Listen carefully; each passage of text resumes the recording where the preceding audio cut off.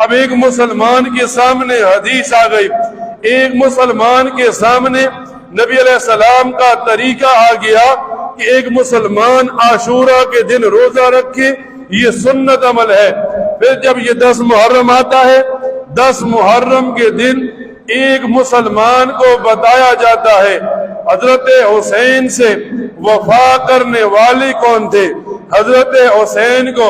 شہید کرنے والے لوگ کیا تھے۔ فرماتے ہیں جب حضرت حسین کو شہید کیا جا رہا تھا، کربلا میں آپ کو روک دیا گیا، بھوک اور پیاس کی حالت ہے، حضرت حسین نے دعا کے لیے ہاتھ اٹھائے، 3 بد دعائیں کی ان لوگوں کے لیے جنہوں نے حضرت حسین کو شہید کیا۔ حضرت حسین نے پہلی بد دعا کی، ظالموں تم نے مجھے میرے نانا حضرت محمد مصطفیٰ کے روزے سے دور کیا، اللہ تمہیں اس روزے سے دور کرے۔ آج وہ آدمی جنہوں نے کل حضرت حسین کو شہید کیا تھا، آج نبی علیہ السلام کے روزے پر نہیں جاتے۔ پوچھا جائے کیوں نہیں جاتے، کہتے ہیں ہم نبی علیہ السلام کے روزے پر تو جانا چاہتے ہیں، لیکن وہاں ابو بکر صدیق دفن ہے، حضرت عمر فاروق دفن ہے۔ اب یہ سمجھتے ہیں ہم نہیں جاتے، لیکن انہیں بتایا جاتا ہے نہیں، یہ حضرت حسین کی بد دعا ہے۔ پھر حضرت حسین نے بد دعا کی، تم نے مجھے قرآن کریم سے دور کیا،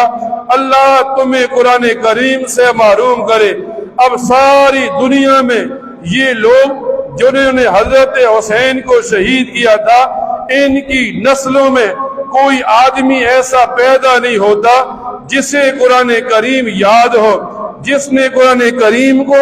اپنے سینے میں محفوظ کیا ہو۔